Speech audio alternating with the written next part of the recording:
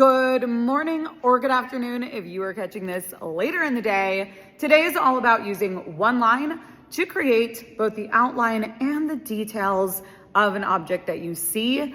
You're gonna learn all about it right now.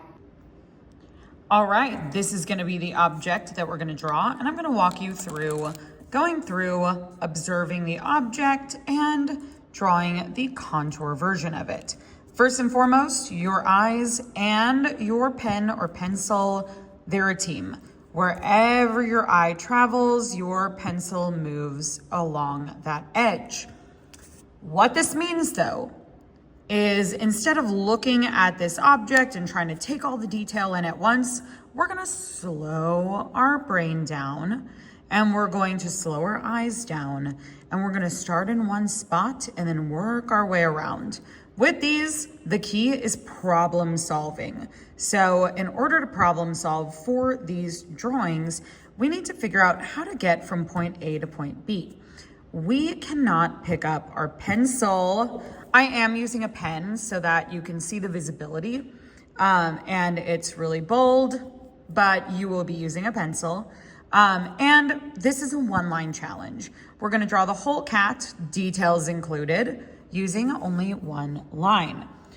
Full disclosure, I am doing this holding up my phone in my left hand while I draw with my right. I'm starting on this left-hand side and I am observing or looking at the details in this cat. And I'm not picking my pen up, which can be challenging. I'm trying to fit it within this box.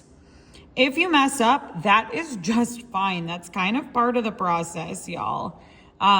If these look a little funky, if these look a little crazy, if the proportions are a little bit off, that's okay.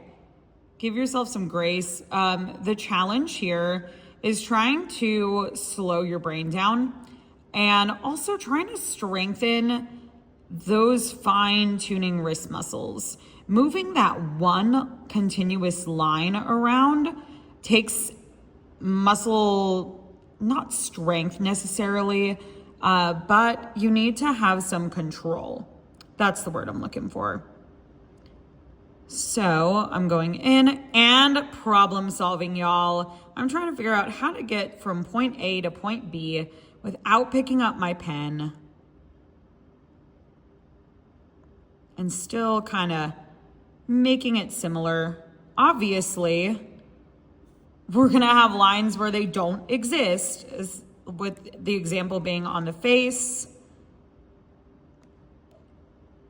And I want to loop around. I may need to go back and add some of those bone details in. I'm missing some right around the chest area. So I'll come back and get those in a moment. Again, apologies if the video is a little crazy. I was going to film with my magnetic inker, but it is not the proper angle. So again, I am going through. I have not picked this pen up. You can see exactly where I'm connecting things. You can see the paths that I'm taking. You can go along the same line if you need to. So if I need to travel back to do that tail, again, it's all about problem solving, which is what art, the meat of art truly, is that problem solving.